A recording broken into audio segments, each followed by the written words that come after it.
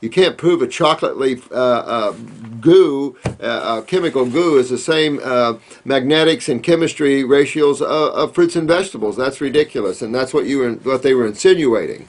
And so it's false advertising. And it's kind of a bad, and you're going to see a lot of that because people are starting to understand that the health is in the fruits and veggies.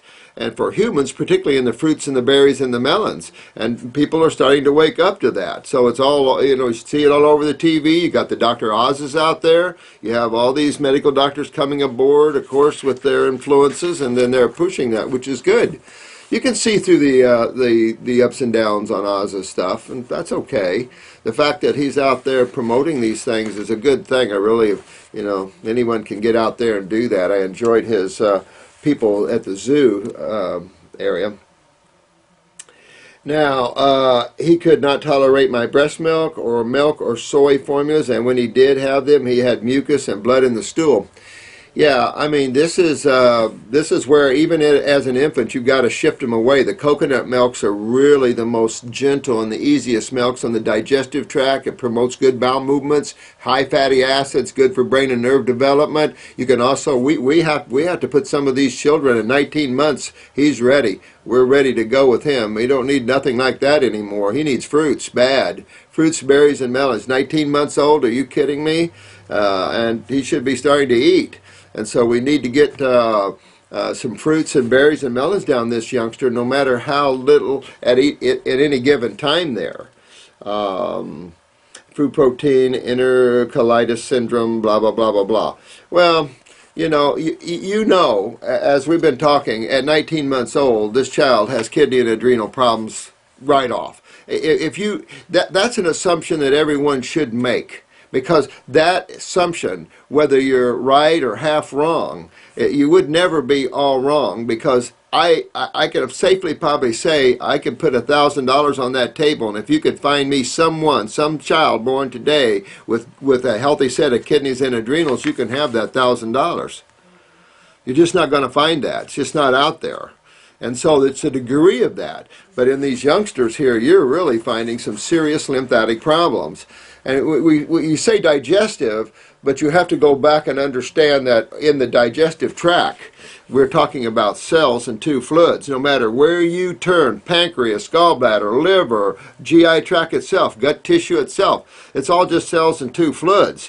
What breaks down cells are always the acid side, the corrosive side of chemistry, and also the lymphatic system that deals with that. So over time, and all these genes passing down from these high protein diets have created an intolerance to them completely, and that's what you're seeing here, a complete intolerance to anything that even smacks of dairy or protein. And you will go back, some of you in the class will have access to some of these older books here we're going to have for you, and you'll see where these guys tore it up and just blew the myth out of the door of proteins. We just are not a protein species, and we got to get over that concept of protein. I don't know, people are trying to drive it home, and I don't know why, because it's not a valid argument. So you'll see this youngster do much better. Shift him into the fruits and the berries and the melons in particular, and some coconut milk. Either get the good coconuts or take the Thai coconuts. Or I really like in between Thai and what you see way overripe in the grocery store.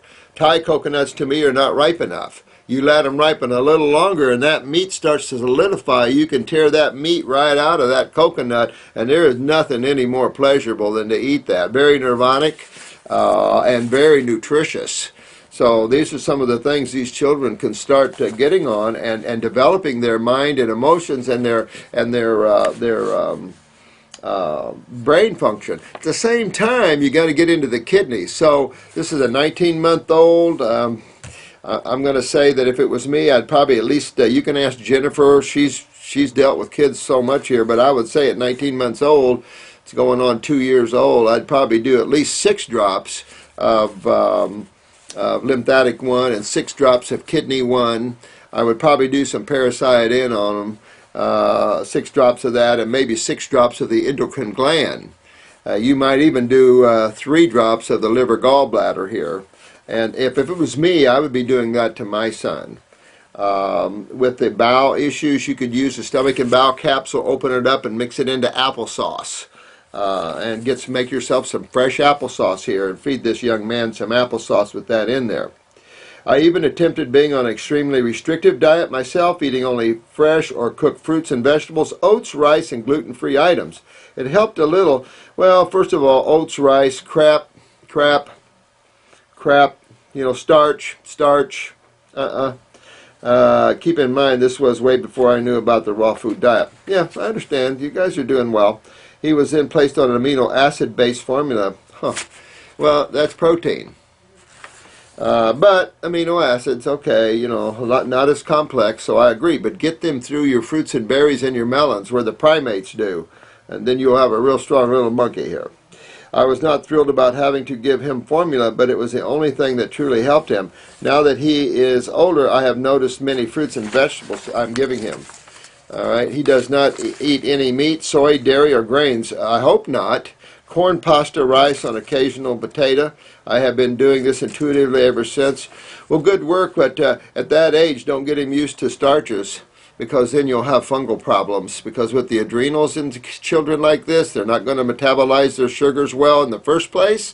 That's another problem we face. And then, of course, starches is just going to bring in the fungal family more. So I really would tell you, stay away from starches. You know, use the coconuts and the fresh fruits and the berries and the melons, and you'll have a little powerhouse kid after he gets all the mucus out from the previous proteins and stuff. So he'd probably go into a little sinus or bronchitis or something like that's possible. I know my son's digestive system is not completely healed yet. The mucus is gone and has been for a year, but he still has lots of undigested food in his stool. Ooh. And he was extremely low iron count. Well, that's the adrenal glands, so that makes sense to me. At the same time, you could use a little pancreatic as well. You could use a little... get the capsules maybe, and just take a fourth of a capsule maybe, and put it in a little applesauce, you know, something like that, and start working on that pancreas. Again, this is why you want the most simplest of foods for this young man. They digest easy, they lend their aminos and all their nutrition easy. The problem is going to be absorption and, you know, and that sort of thing. So I'd promote chewing better for the youngster and getting in those kind of habits, but going after that. Matter of fact, you could alternate. You could do a little pancreas for a couple of weeks and then do a little liver gallbladder for a couple of weeks. You could go back and forth if it's a financial problem, but you just need a little bit, just a few drops. When he got a paper cut the other day, it bled like crazy. Well, he is also craving things like ice and wanting to pick out like hair and chalk. Oh, well, he's probably starving. I mean, realistically, he's probably not absorbing his nutrition well. And you might want to give him some greens just to give you some additional minerals and stuff, but you definitely want to make parsley a bit of that green. You got to fix it up for him a little bit with a little apple or something to make it sweet so he'll tolerate it. But I'd be very, very gentle on the greens. Let's see here. I said I have been juicing greens and giving that to him every day, along with giving him an iron supplement. He's also still drinking. You have to be careful with the iron supplements, though, because they're acidic, and you can also create more bonding that you might not want there. So be just careful with that. Get the adrenals up, and you'll see his iron going up. Poor little fella. I mean, you're just going to see a lot of this, but you see a lot of this and a lot worse out there. Just unbelievable problems here. Well, I wouldn't give him supplements, but I'd definitely give him what I was talking about. If you want to give him a little supplement, get that God's Blend powder and mix it into some applesauce or something. That's got all the nutrition in the world in it, even more so. So a little God's Blend, which is the God's Garden superfood, you can mix a little bit of that in some applesauce, highly nutritive. Got some herbs in there for the lymph and the kidneys as well. At the same time, this isn't... you're doing good with the nutritional side. It's getting the nutrition into him, and that becomes the lymphatic side. You see what I'm saying? So we get back to that lymphatic side again every time we take a look at anything like this. So you've got capsules you can open up and put just a little bit into a applesauce. You get the coconut milks, which you'll probably take down quite readily. The fruits and berries, you know how all of that's doing. Also, what are your thoughts on freeze-dried fruits and vegetables? Perfect. Okay, I mean, it's definitely a choice.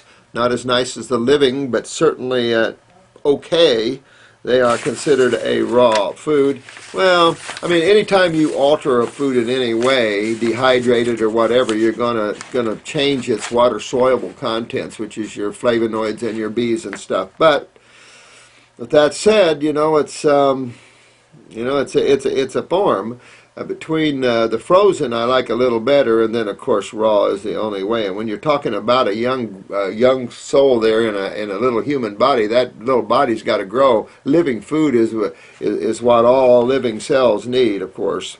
Please know I plan to posting this to all my FPIES blogs out there to get the word out about raw diet. Yeah, these moms have got to get their babies back online here. Real important to do that. And these formulas, even breast milk, these children are not tolerating anything like that anymore. So we're having to do different things early on. The coconut milk is mostly tolerable by most infants. Which you can mix the milk and the especially if you don't get these old coconuts you get in these grocery stores, they're all dehydrated out almost. That meat should be real pliable and easy to peel off the nut there, off the shell. But mixing that and then filtering it, that would be excellent. Source keeps the bowels moving nice, and then the fruits and the berries pounding the body with flavonoids and high nutrition and high magnetics, and that boy will come out of it. And all these children will. I mean, and we're seeing this so early on, we're having to make them do the fruits and the coconuts almost out to shoot. I mean, this is part of what we're facing very serious issues here. Thanks so much, Megan, for your question there. I'm going to say that's about the best you can do. The herbs, you always want to think about the kidneys. Think about where most of the problems are in the children. Neurological, which sweeps right back to the adrenal glands. So bottom line, adrenals, kidneys, lymphatics, you're seeing that. That's reaching into the GI tract. Of course, there's no such thing as healthy GI tracts. There's no way. I could put $1 million down there on the table. Be nice to see that kind of money, but put $1 million down on that kind of table and no one would take it because there's no healthy colon in the world. This was established many moons ago. So we're really just a product of our misguided omnivorish diets that we have to get and pull back and start regenerating tissue. This is the only level that you're going to find out there, guys, that it's going to be that humans have to move to, because we've decayed so long that we can't continue decaying and keep the race. If God doesn't want the Homo sapien race, fine. But as souls, you guys want to get yourself aligned and prepare for that side of it. This is the person, Milda, Milda. I don't know which is. I've got some markings here. 2 more cases. Let me see here. This is from Lithuania. Hello there, guys. Hope you're all doing well. Let's see. First case is my brother's. He's 25 years old now. As a newborn, he was vaccinated tuberculosis, poliomyelitis. It's interesting how they suck those 2 words together. That's because when they started vaccinating for polio went up 680%. I mean, they created so much polio from the vaccine polio, it wasn't even funny, and they still are doing it today. You don't hear about it as much, but there's a ton of polio set in motion by the vaccine, so that was cute. So then, according to, what was it, Wallach or whatever, he's the emerging virus guy, which I thought was a very well written book.